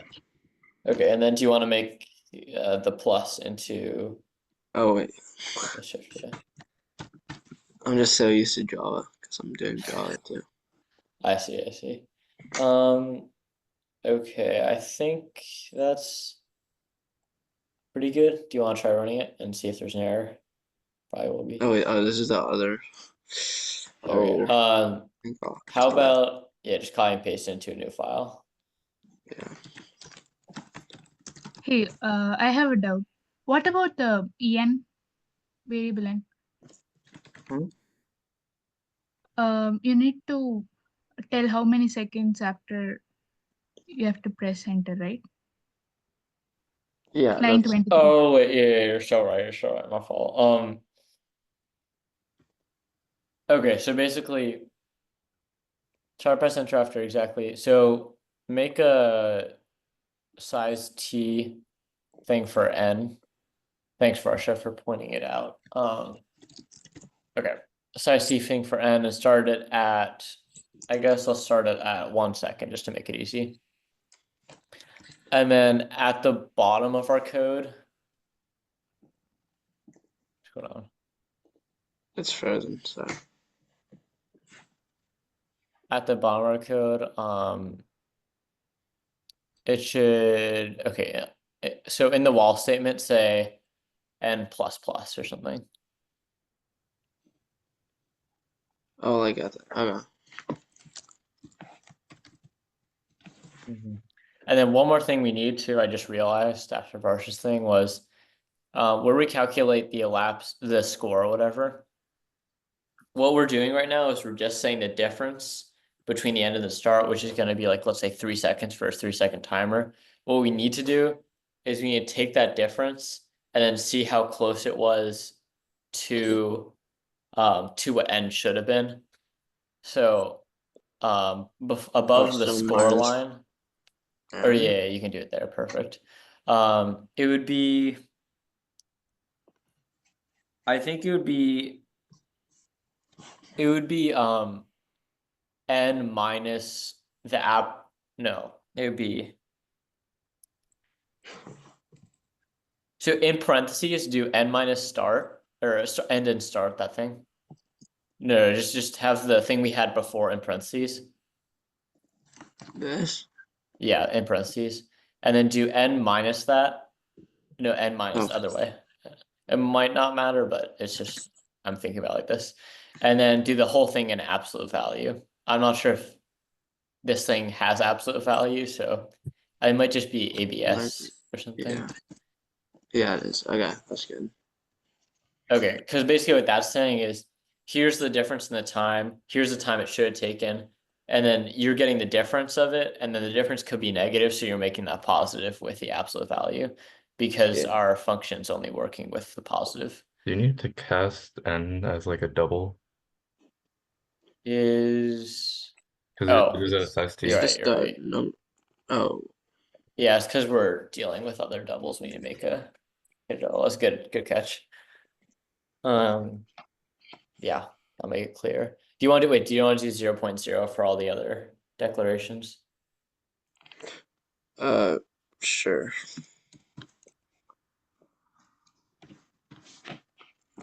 Okay.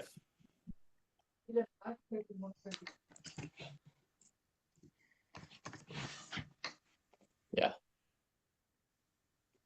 Yeah, I mean, it shouldn't matter too much. Okay, do you want to try? You want to try the code? Yeah. Ooh. No match.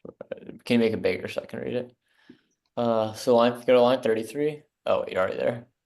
Okay, so no match for the operator. Operators are type double. I guess they're auto or something, right? Oh yeah, because we do the Oh. elapsed account. Okay, what does auto mean exactly?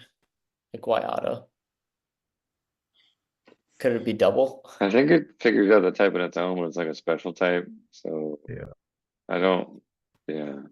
Can you try changing auto to double and see if it causes an error? I feel like On I line played 28. with this before and I ran into problems. Yeah, I mean, we might have to change it back, but looks like we might have to change it back. Okay. Let me think about this. Duration double. Wait, so you, hmm.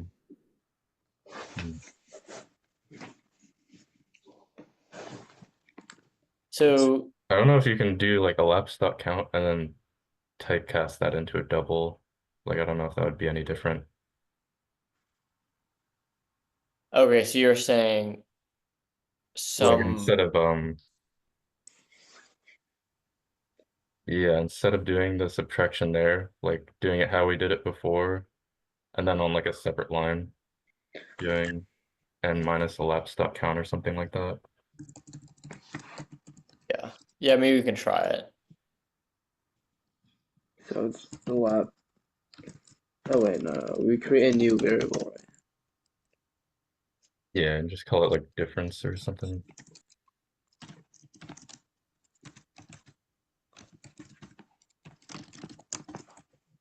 It needs to be the absolute value of elapsed.count. Oh yeah. Yeah.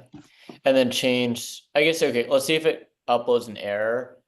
And if it doesn't upload an error, we can go back and change all the elapsed things. And if it, Oh, we're okay, perfect. we should change it then. Okay. Smart as hell, Tristan. Okay, so yeah, so just now change all them back to different, or not back to, just to difference.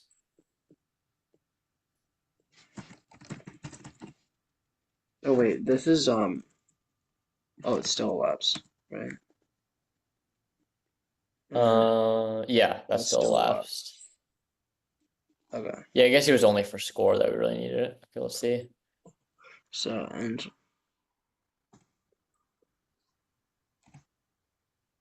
oh, I should do it faster. Oops. All good, you're all good. Wait, why is it? I think something's not getting reset or maybe. Oh no, Okay, no, no, yeah. no. This is score. This is score, and then this is the second. Oh, I keep thinking this is. Okay, let's okay, keep playing and then we're gonna reorder that because the text message order is terrible right now. Like it's kind of confusing. That's pretty good.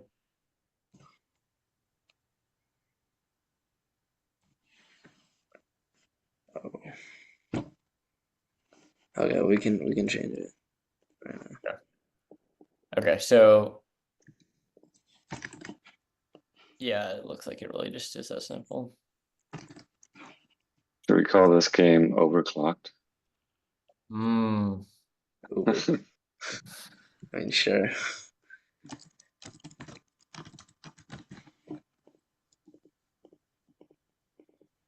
Yeah, that's pretty good. Man. You should call the game time up. Time up. I disagree. Byron suggests- I don't know. I've kind of become attached to overclocked. I'm gonna have to keep it.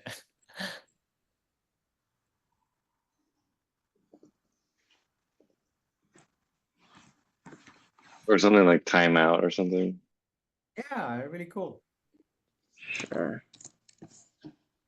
Oh my Wait, gosh. one thing I sort of wonder is, so you're pressing Y, then enter, and then enter again to start the timer, or what's like the loop exactly? Can you just run it again or something?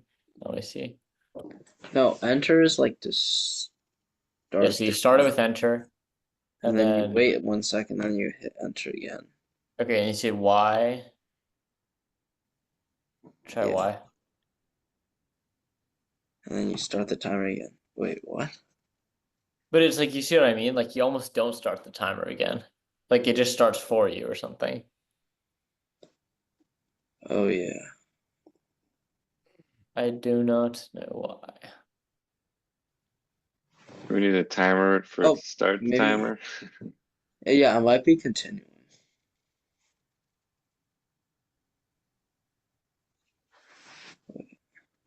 I mean, it's like You just It use, doesn't seem, just use the system time, the time call to get the number of seconds, because I think it'll be hard scoring people on microseconds and milliseconds in this game.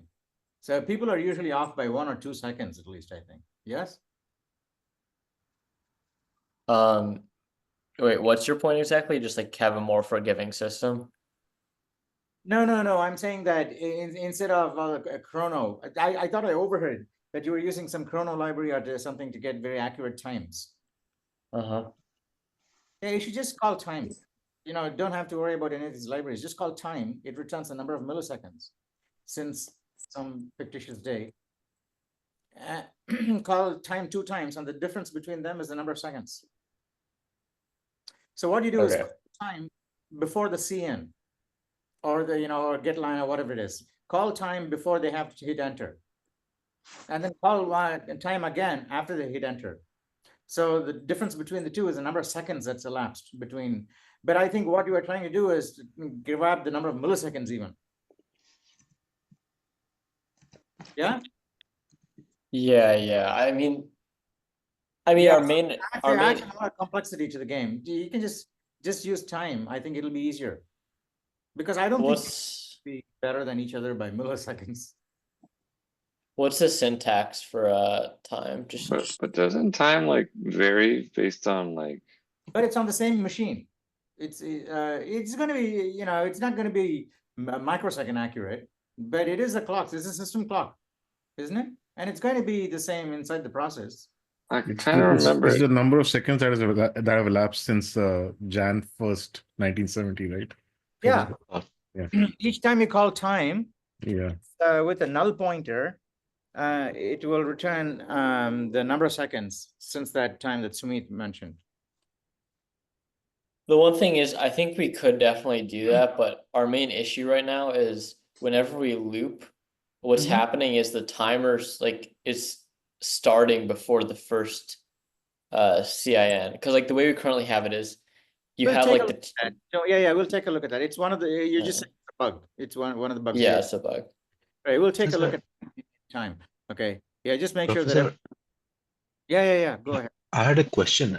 This syntax on line 36 is quite interesting. If we go below the 34, sorry, duration double. So looks like I don't quite understand what this means. I see. Yeah. Okay. So this is chrono. I see. That is the So first of all, I discourage, although there's no rule against this, I discourage, at least for CS2A or even up to CS2B, no, up to CS2C. Okay, I discourage students from using auto, because auto hides a lot of complexity that you should be conversant in. The only reason you should use auto is if you already know what the hell you're going to type, but it's just so many characters and now you want a shortcut and you say auto. Okay, that should be the only reason that programmers should use auto. They shouldn't say auto because I don't know what the hell type it is, right? It's just going to be some magical type that returns. Then it's not the C++ way of doing things. So don't use auto. Well, even if you've been practiced to use auto before, I would strongly suggest that at least for CS2A, we don't in the final exam, it won't help you at all. So don't use auto. And that's the reason I said don't use this high resolution clock and all, because in this game where we're asking people to guess the time, I don't think we're gonna improve past in milliseconds and all. Very unrealistic, I think. Okay, so let's just keep things extremely simple and just say, where is it? Okay, what are you doing? Try press enter. Okay, all right. So when you press enter, okay, cn.ignore, and then oh, I see. Okay, go scroll up a little bit more. Okay, all right. Okay, so while game running, I think we can add a spin loop or something like that for waiting for the entry, like a blocking call. Sorry, I'm sorry. What is it? I was thinking that we can have like a blocking call, like a spin loop or something for the first enter. Like no. What is the problem? I think the clock starts like the minute the second iteration, like the subsequent iteration. Oh yeah, no, we'll fix it. Don't. Yeah, we'll just fix it. In fact, we're not going to use the high resolution clock and all. We'll just use a time call. Right. Yeah. it'll be a lot easier, I think. So I'm sorry, yeah. In fact, why don't we just say for now, we'll just say while true, because game running makes me very uneasy as a programmer. To say, well, it's a Boolean, I don't know, you know, it's going to be changing true and false in various places. Okay, then it makes me feel jittery. So we'll just say there's an infinite loop and there's going to be breaks, but when you break, you just go. Okay, so I think for me, it is easier to grok mentally. So that's all right. So try to press enter, and don't say try to, because you know they're not going to try. They got to do it to us. Okay, so you just say press enter after exactly n seconds. Yeah, full stop, full stop. Yeah, very nice, very nice. Yeah, precise instructions. Okay, and your timer starts as soon as you make that when to as soon as you press enter in uppercase enter. And then and say no and then no en all uppercase and then don't say end all. Okay, instead of end all, oh I see, all right, instead of end all, go to go after enter, put a full stop, yeah, full stop, and then instead of end all, just say flush. Okay, so it's just going to flush it anyway, but it's on the same line. And then you're going to see and ignore. What does see and ignore do? It just ignores everything on the line until the new line. Is that what it does? It does? Did you look it up? Maybe that's what the bug is. So what someone. It ignores the first character, I think. So I think what you should do is get rid of that scene.ignore for a second here. Okay. We have two of them. Get line, cin, comma, and then you can just say input, but you're going to ignore input, right? So cin, comma, open parentheses, get line, and at the end, did you do something in the beginning? I can't see clearly now. Right, cin, comma, get line, cin, comma, just say user input or something. Create new variable. We already have input, like car input. We can probably put that, right? Yeah, you can, oh no, but it's not char. You know, it's not a char. It's got to be string, right? Yeah. So just say user input, and then get rid of the char input. We don't need it. I think, unless you're using it later. Famous words. Okay. It's pretty good. It's almost all structured anyway. So all right, cin, comma, get line cin, comma, user input, which is a string variable. Okay, then we can declare user input inside the while true also, inside the loop. Yeah, there. String user input. Yeah, who's typing, by the way? It's really fast. Who's typing, by the way? Me, Zach. Oh, Zach. All right, thank you. Right, enter. Put a blank line there. Right, nice. Okay, right. And then what you want to do is before the get line, yeah, hit enter, and you're going to say time type. Okay, time type is actually this. I think it is unsigned integer. Okay, but it's the same as size t and things like that. So you can minus, do a minus and things like that. All right. Okay, and that is just something that I found by experience. You can look it up if you want, but I think this should work. Okay, time t timestamp 1 ts1 equals time open parentheses null pointer. Okay, nullptr. Okay, semicolon at the end, and then put a comment on the end. Right, measure the clock. Okay, measure the clock. Okay, and then go to the next line after the get line, hit enter. No, after the get line. Yeah. Now you say time t ts2 equals. You can actually write it tightly around the get line and put the spaces before the two times. Because the triplet is actually a very self-contained block. All right. Okay. So all right. So now we got the 2 times. Now hit enter. Now you can actually, I think you can do this. Okay. Okay. Let's do this. Right. double space diff equals abs. Yeah. No, abs. Open parentheses. I'm pretty sure we already had code for this. Just copy and paste that. Copy and paste that. I was wondering if abs is required because Oh yeah, I think yeah, it will that's right. overflow in 2038.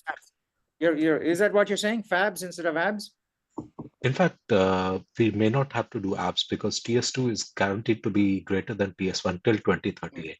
Oh, we don't need to do abs. Yes, thank you. Yeah, in our universe, time only goes forward. All right, okay, thank you. Yeah. No, diff equals TS2 minus TS1. That's it. Yeah. Yeah, but you have to like subtract it from the amount of seconds, like the target, right? Yes. That's right. But where we need that's the point where we need the abs. That is when you compare diff to that thing. Yes. Yeah. Earlier or later. Because I overheard you guys talking about either early or late, and Enzo was saying something about, the error could be on both sides. We need one more input at the beginning before TS1, right? We need another input, right? User input like a CN get line. Oh, for Yeah, the enter. Yeah. No, that is what that user input is. Well, so they hit enter. That would be the second input, right? That would be the when you terminate the like. What is the first start. input? What is the first input? Like the start stop, right? I mean, or are we assuming that the clock starts as soon as the print comes out? No. No. What is so basically what we're trying to do is say the player might like want to actually read the text before they get into the game. So what we're doing is we have an input after the text saying press enter when you're ready to start, and then your timer will start so that they're not like overwhelmed with information and just get thrown into it. Does that make sense? I'm not sure I got that completely, but I'm to start the game, you need to press one enter, and then to end like basically like marking the start and the stop of the game, like or the user or whatever. So, like so the way I understand it, in the loop, as soon as the loop starts, you say press enter after exactly n seconds, and we haven't chosen n, right? Go to line 23, hit enter. 23, hit enter. Yeah, enter. Yeah, one more, and then say size t n equals. Oh, we already did right this. here. Oh yeah, you can pull it into the loop. You don't have to put it all in main, and it clutters things up anyway, right? We kind of like increment it each time though to make it like harder and harder. I see. So you got to refactor this. All right, I'm not going to look into the whole thing now then. Okay, I thought it was a short program. I didn't realize it was much longer. Okay, so maybe you coded a lot more than I expected you to code. Okay, so I thought I'll come back in like 7:30 or so, and you guys have like 20 lines, 30 lines, and I'll sit down. But you've coded a lot more than I expected. Okay, but I am very happy to have another class on this. Okay, only on this game, maybe. And I can have this class anytime over the weekend if you guys want. Just a bunch of you that are interested and you want me to, look over, maybe contribute code here and there. But I think this is a really cool game. You should totally develop this, okay? And I am more than happy to sit through a bunch of you guys just developing this game over the weekend, maybe, okay? Even after the final over the spring break, that's fine. Yeah, and so I don't want to, the point I'm trying to make is that we shouldn't be doing it, live debugging here as a group, right? And because a lot of people may want to go in just a couple of minutes. So I want to make sure that our time is well spent. So if you guys have any questions, but I still want to see this completed, okay? And I think it needs some refactoring also, because I saw this one, big Python of a function and, and main and things like that. So try and refactor this in the way that we've done our other games, saying, you have well-defined blocks that actually do something that's very specific. And maybe I will actually help you with that if we just order, if you just organize another meeting over the next few days. I can, flesh out the skeleton of this game, just like we've done in the other things. You've got all the logic here, I can tell, because, when I was walking around, I overheard Enzo and Sumit and you talking about different aspects of this game, right? Including the scoring and the e to the x function. I think Enzo said something about 6e to the negative x or something like that. And you said, no, it doesn't have to be x, and some say x is a parameter. and so on. So I know that it's all there in the code somewhere. But it's just a matter that you need to flesh out the rest of the program and run it. And I see lots of work being done in class like this by you guys. But I think that it does a very swift death after class because only 1 or 2 posts make it. And maybe Sumit and Basha, or, this is every time, maybe. Maybe there's different people, but very few of these people, very few of the forks of this code. Here's my version of the code and so on. I totally appreciate that you have other classes and everything else that's going on at the same time, and finals week and things like that. But I would still very much like to see all of you guys develop your own versions of this game. I think it's a really cool game. Okay, especially Raphael. Pass a message on to him. He's probably just overloaded with lots of stuff at work and this and so on and so forth. I would like to see him develop a version of this game. He's so much into Linux and stuff and all, right? He was running Zoom on Linux and in class. So yeah, I would like to see that he does something and share that too in the forums. Okay, it has been an absolute pleasure, really, for me. What time is it now? It is 7:50. Oh wow, look at that! It is exactly 7:50. That is so cool. I actually totally enjoyed being your teacher this quarter. I'm not teaching anymore, so this is the very last class anyway. So, and it's been an absolute pleasure for me because I thought that well, you know what, maybe when I get to retirement, I will actually be bored and not be willing to teach class. And I was saying, oh, I have 5 more classes to get over with and so on. But I was looking forward to every single one of these classes, including today, the very last one. It was great fun for me.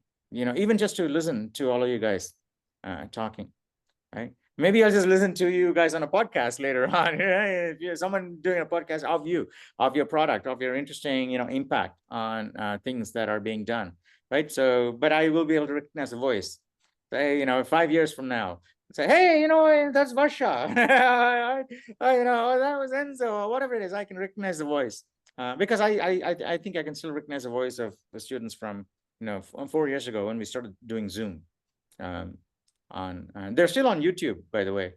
Many of them I can recognize, very distinct. All right, so best of luck, okay? So I want to make sure, although it's a very limited sample of the class, yeah, do a hands up or something like that if you feel that you've actually learned something useful, okay? Useful in this class, even though it does not translate directly into a grade or anything like that. It should be worth your money, okay? Whatever you paid for it and your time. Because you're actually spending a lot of time. So it should be at least as worth as a game of Fortnite every 2 hours, every Tuesday and Thursday at this time, okay? Or something like that. So you spent your time and you got something out of it, maybe better shooting skills or something like that. I don't know. But you spent your time here, trying code and working things out and coding as a group and saying, hey, Enzo, what does this mean? And let's, type this up and so on. Refactoring code, a fantastic experience. People tend to think, oh, I got to keep writing more and more code. And, it's formidable. No, actually, a significant part of programming is just refactoring. So if you're not in the mood to write fresh code, just, make a note because people tend to forget. They say, well, if you're computer science means I got to learn and cram new material, right? So if you're in the mood, you just say, well, I'm not totally in the mood to write the algorithm yet, but I'm going to refactor old stuff. Okay, the more of this you have, the better. You just go back. That's why the quests are really cool, isn't it? Because you can go back all the way to Tiger. You refactor all the code, and you'll be surprised. Well, right now you're in blue, but if you're doing the red quest, you can actually come back and look at the code that you've written in, let's say, Martin or some other, one of these quests, binary search, and say, well, you know what? That's how I thought when I wrote that, but this is how I look at it now, and you can actually see the difference. Yeah. When you implement a sort algorithm and come back here with a completely different perspective. So you'd actually be able to experience all of that. It is really, really cool. So I wish you the total best of luck with everything. Okay. So yes, did I see a show of hands that you actually found this useful? Yeah. Okay. Great. Fantastic. Thank you so much. Okay. I'm very happy. Fatima, are you okay? Happy with this class also? I'm pretty sure Mir is also happy, although she had to. Yeah. All right. Leave. And Mohammed, is he here? No, he's going to. Okay. All right. So there's a couple of people who are here, regulars anyway. They're not here today. Okay. So I wish them all the best. and make sure you have a good showing in the finals. Just don't feel totally stressed out about it. Okay. The idea with this class is at least you get totally comfortable with using objects. Okay, because I know that many other sections, easy A sections especially, right? You don't need to know about nodes and pointers and lists. Even pointers, they're very light on you. Okay, in CS2A. But in this class, you're expected not only to learn about pointers, but also linked lists, which is a very sophisticated use of pointers. So we go all the way and don't stop. And so in many other sections, you'll find classmates that don't actually know these things. They actually just get pointers. So you should at the very least, pass quest number 6. Okay, even if it takes you the rest of the spring break, that's fine. At the very least, you should pass quest 6, which is the crow and classes and objects and methods and globals and all these things. Get very comfortable with that. Okay, and then if you have the luxury of doing that, you should complete blue. Okay, complete blue all the way. Especially if you're doing green, you got to do it anyway. So you might as well do it as soon as you can. Okay, and I'm going to be here. Okay, it's not like I disappear all of a sudden or anything. Okay, so I'm going to be here. You can email me, ask me for help. Just there. Okay, and your final is just going to be cool. Okay, so don't worry about it. Best of luck. I have to go in a little bit, so can I ask like a few quick things and then head Yeah, sure. out? Go ahead. Go ahead. Okay. So if we have like some sort of session working on this code, are you gonna post it on the subreddit if you're gonna host something? No, you guys can post it, and then I'll just join as a guest. Okay. And then the other thing is the very final reflection this coming reflection or next week's reflection?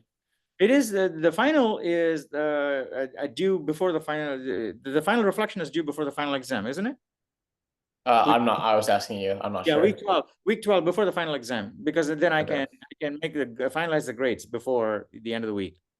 So the final reflection is due before the final exam, and that is a reflection over the entire 12 weeks.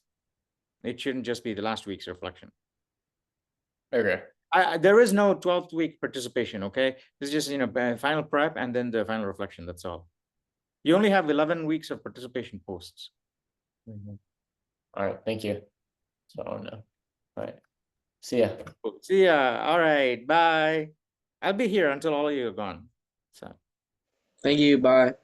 Bye.